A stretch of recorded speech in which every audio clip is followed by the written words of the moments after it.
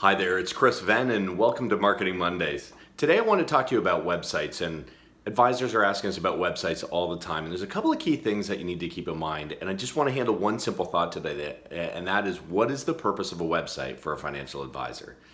Is it lead generation? Is it credibility? Is it so that I can be found in the midst of thousands and thousands of other financial advisors? What is it? And from our perspective, it's actually a pretty simple thing. The purpose of your website is to reinforce your brand and also to telegraph your brand. So for example, if someone hears about you from another wealth holder, or they get wind of who you are, the default activity people do today is they go Google you, they want to find out who you are.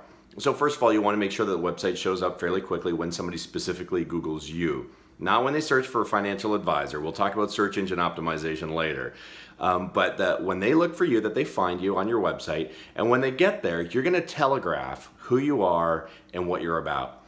And specifically, you want them to get a flavor of what you're like, so that when they meet you, you're actually like that. You see, what happens is that people talk about you can create trust. You can't create trust. What you can do is you can create the ground conditions for trust. And part of how you do that is you give people an idea of what you're like, and then when you show up, you make sure that you're like that. The subconscious is constantly scanning for exceptions.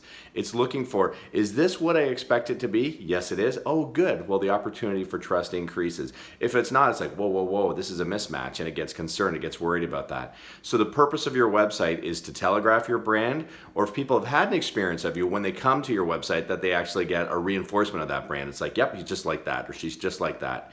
So your website, that's its real purpose.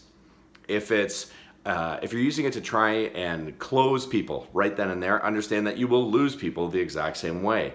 But really what you're trying to do is create the right relationship. So how do we create that right relationship? How do we telegraph that? You make sure that they get a sense of what you're like when you get there. So a couple of key things to do that. First, I want you to use second person language. I want you to use you language, not I or we or me.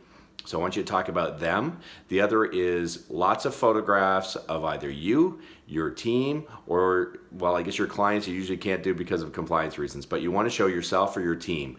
And so that it's not stock photography, it's not models, it's that they actually get to see you or your team in real life, so they get a sense of what you are, because the brain associates with that. So your website, at the end of the day, what's the purpose of the website? In most cases for financial advisors, it's to either telegraph or reinforce the brand of the promise of what you're like. I hope that helps you. Have a great week. Welcome to Marketing Mondays.